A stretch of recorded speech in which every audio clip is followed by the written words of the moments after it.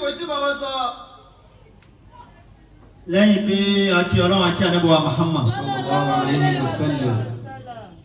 ẹ̀yin tí ẹwà ń kálẹ̀ yóò ṣe dá kọjá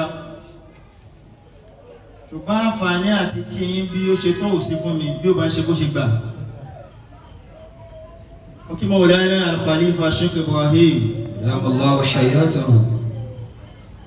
mo mọ ohun tẹ́ ẹ̀rù ẹ̀fì ní àwa sọ̀rọ̀ níwájú tayín o ṣùgbọ́n bẹ́ẹ̀ lẹ́sàn yóò máa san yín lẹ́sàn. Àmín.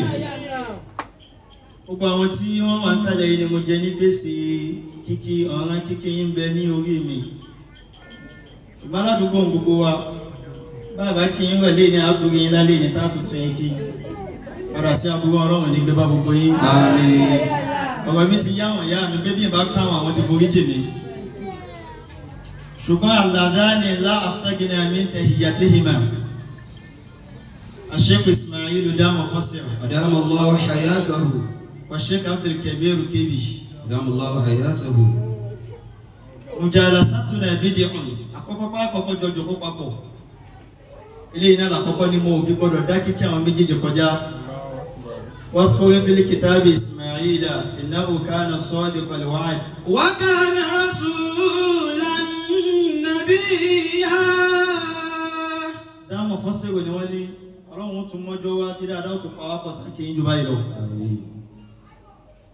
wọ́n ní kí a sọ̀rọ̀ lórí àfáà wa olówó orí wa al-allamatu Muntaqoh Abimbade mustapha Zuglool Allahu hayatahu. lábẹ́ ìṣẹ́jú mẹ́wàá náà ni tí ò nílé nígbè látòrí ọ̀gá wa wọ́n ní okùn nígùn títí kó má níbi tí wọ́n ti fà á wá kọ̀wá mi ti sùn ní. Ògùn onígun títí kó má níbi tó ti fà wá. wọ́n ní ọmọ òsì ní báyìí pèlè ìyá rẹ̀ kó ṣaṣọdá ọmọ tí ẹ̀yà bá sì bí ẹ̀yà ní ọjọ́ káfà wa tó rí bẹ́ẹ̀ ó níbi tí kinní yẹn ti mọ̀ ẹ̀lẹ́ bá wa mọ̀ pé ìpìlẹ̀ ní ẹ wo Mawlana Sheikh Mustapha Zuglool rahimahullahu ta'ala rahmatan wasi'a. kìsìmúhù fil wilada náà ni mo fẹ́ sọ àlàtọ́lọ́ máa ń fi àwọn àfáà dá lórí ọmọ ọ̀tọ̀ọ̀tọ̀ ni yorùbá yìí lè máa yé àlàtọ́lọ́ máa ń fi àwọn ọmọ àfáà dá pẹ̀lú bàbá tí wọ́n tara ẹ̀ jáde kò jọra wọn Ọlọ́run sì ti mú gbogbo ẹ̀ wá nínú Al-Qur'ani al-warisu bila nafri ayé ànábì Ọlọ́run tó bímọ ṣùgbọ́n tí ó rí dùnú lára ọmọ yẹn sallallahu alayhi wa sallam. gbogbo àfáà kọ́ ní ó rí dùnú lára ọmọ yẹn ṣùgbọ́n àfáà àti wa ìpín tí wọ́n bọ́ sí adúpẹ́ ti wa alhamdulillah. Ọlọ́run bá fi júwe Núhà ní Suratu Hud kọ́ ni tẹ́ẹ̀fì mọ̀ wípé èwo làfáà wa bọ́ sí orí èwo ìpín wọn lọ́lọ́run pín fáfáà wa Ọlọ́run bá fi ròyìn wú àlà tó ń lè fi ọmọ àfáà dá ló fi má pèjúwe Núhà wá tó sọ wípé wàhíyà tajri bihim fi kama ojili jibali wa nada nuhu ibnahu dálẹ̀ wa kana fi manzili yabna yahrika mana wa tataqum mali kafirin. àfáà lè bímọ tọmọ rẹ̀ ò ní gbẹ́sẹ̀ tí ibi tí bàbá rẹ̀ gbẹ́sẹ̀ sí o Àfáà lè bímọ kọ́mọ ẹ̀ má gbẹ́sẹ̀ síbi tí bàbá ẹ̀ gbẹ́sẹ̀ sí. ọmọ Núhà ò jọ bàbá tó bí wàkánà mínàlì gáàrì kínà bí múgàrà kínà láyà yẹn padà ṣe kíni o ló padà gúnlẹ̀ sí ṣùgbọ́n lọ́wọ́ ò ṣe tàfà wà bẹ́ẹ̀ ṣe yẹn lé ní. a sì rá ànábì Ọlọ́run tó ṣe wípé ó bímọ ṣùgbọ́n kò rọ́mọ fi ilẹ̀ sáyé Ọlọ́run ò sì bẹ̀yìn ẹ̀jẹ̀ nínú ohun tó yẹ kí n fi bẹ̀rẹ̀ ọ̀rọ̀ yẹn ní ohun tí wọ́n kọ́ wa tí ò rí bẹ́ẹ̀ wípé máa tà sákàrọ̀ hu máa tà síkìrú ọ̀rọ̀ yẹn kò rí bẹ́ẹ̀ o èyàn fa máìlẹ̀ sáyé ò ní kéyàn lẹ́yìn o èyàn sì lọ́mọláyé ò léyìn ò lè ṣe kí ní o Ànábì Muhammad mélòó ló fi sáyé sallallahu alayhi wa sallam. ẹ̀yìn Ànábì ò sì bàjẹ́ lọ́nà fi ní alam nashrah laka fadilatu wa wadanaka midrak alladhi anqadha wa rafa'na laka dhikrak. Ànábì ò fàgọ́lé lẹ́yìn Ànábì ò sì ṣe kí ní o Ìbàjẹ́. bẹ́ẹ̀ náà a sì rí Ànábì Ọlọ́run tó ṣe wípé ó bímọ ó tún lẹ́yìn ìyẹn Ọlọ́run ṣe fáfá wa alhamdulillah. ẹ̀yìn ò dàrú àwọn ọmọ gan tún wá yanjú ilé Dáúdà Ọlọ́run ti sọ̀rọ̀ yẹn níbi tó ti sọ wípé wa qala alhamdulillahi allazi ولقد آتينا داود وسليمان علما وقال الحمد لله الذي فضلنا على كثير من عباده المؤمنين وورث سليمان داود. bọ́lá ṣe ṣe ọ̀rọ̀ àfá àti wà nìyẹn gbàtọ́lọ́wọ̀n ò fẹ́ balẹ̀ àfá àwa jẹ́ ó tó lu àwọn ọmọ kí ó ti lu àwọn ọmọ bíbí kò sí wípé àwọn ọmọ kí ni wọ́n tún lè yẹn ṣe àwọn ọmọ bíbí gan ò jẹ́ kí lè bàjẹ́ mo fi júwe bílé àfá wa àti pín tọ́lọ́run pín fún àfá wa ìmọ̀ àwọn agbásí kọjá lọ́sọ́rọ̀ àfá mi Sheikh aláàmẹ́tò Muntaqoh Allahu hayatahu. ọ̀rọ̀ dání ni wọ́n gbà wọlé dání tún kéwù kan láìpẹ́ yìí wípé alimalu walbanuna zinatul hayatid dunya owó ilé náà ni mo ń gbọ́ mo wá ń ṣe tẹ̀fùsíwù zina wípé kọ́mọ tó lè ṣe ẹ̀yìn òbí rẹ̀ kí wọ́n tó lè fi ọmọ kí àwọn tí wọ́n bí nǹkan mélòó lọmọ yóò ní Wọ́n tó lè fi ọmọ kí àwọn tó bí nǹkan mélòó ni ó ní. gbogbo ẹ̀rọ náà wá ní kó pé sí ara alámẹ́tù Muntaqoh Zuglool mustapha Allahu hayatahu.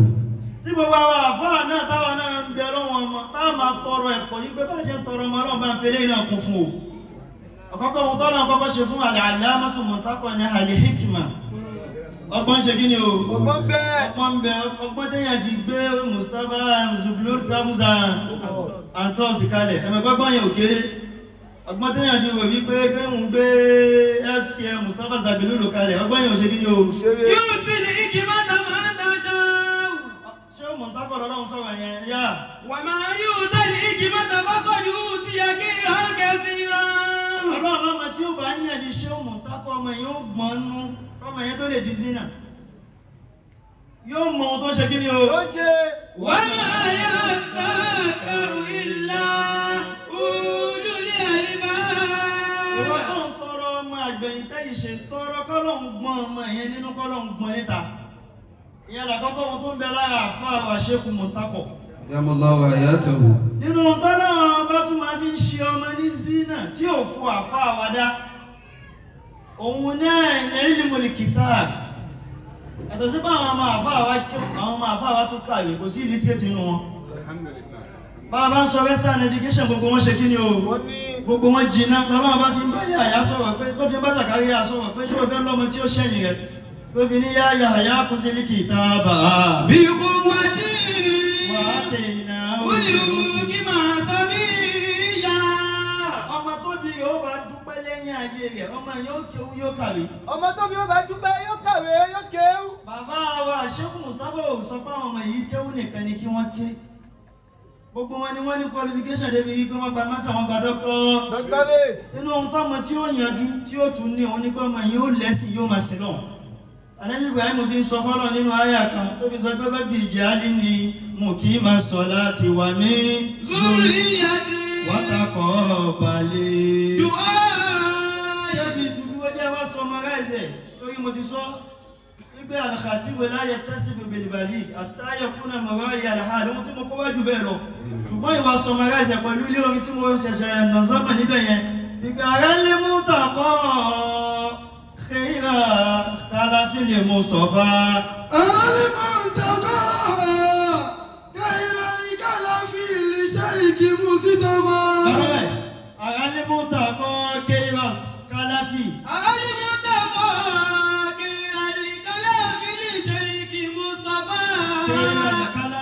Sheikh Mustafa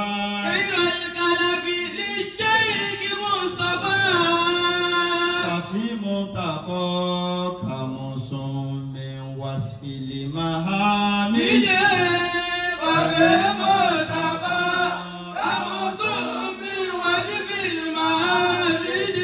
gbogbo ohun tí mo mú wá nínú àyà yẹn ni mo wá sọ́dọ̀ ni mo wá ní fa awwaluhu hikamun Sheikh Muntaqoh fa awwaluhu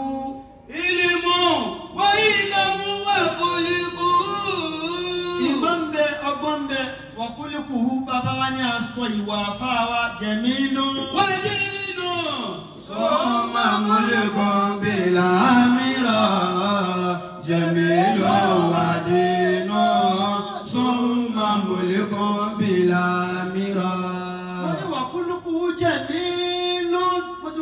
dáadáa tí tájú lùdà sọ yẹn sí abẹ́ kúlùkùn jẹ̀mí ló. Wàdínún. Bó bá jẹ́ pé kéèyàn sí náà bá nàbí ìwé àmì ṣe tọrọ ẹ̀ lórí àwọn ọmọ ẹ̀ wípé wà mí ń zúrí àti gbogbo ọmọ àfọ́ àwa kò sẹ́ni. Jẹ̀mínú wàdínú. Summa mulkun bila mira. Jamilu wadinu. Summa mulkun bila mira. Nínú ọ̀run tó máa fi máa ń ṣẹ́yìn tí ó di jẹ́ dùnú fún òbí rẹ̀ níjọ́ tó bá lọ ní múlùkù àfọ́ àwa Sheikh Muntaqoh ni. Allah. Bí owó ò bá jẹ́ nǹkan ni bí ọlá ò bá jẹ́ nǹkan ni bágbára ò bá jẹ́ nǹkan ni Ànábì Sùlẹ̀mánù ò ní sọ wípé Rabbi abúlé múlíkà láyá ń bàgí lè áhádé. Ó mọ̀ wípé nǹkan ṣe kí ni o nǹkan bẹ́ẹ̀ bí kéèyàn lówó kéèyàn tó lè gbéṣẹ́ Ọlọ́run dání nǹkan bẹ́ẹ̀ bí kéèyàn lọ́lá kó tó lè ṣèyàn àwọn. Jẹ̀mínú wàdínú. Ní ilé alákàn ní ilé wa ni. Ilé wa ní. Èṣù máa fi ìwà balẹ̀ wa jẹ́ o. Balẹ̀ wa jẹ́. Bó ṣe dùn láàánà kó tún dùn lẹ́ni. bó bá dùn lé ní. Kò tún dùn lọ́la. Abẹ́rẹ́ ní. Olúwa fún wa.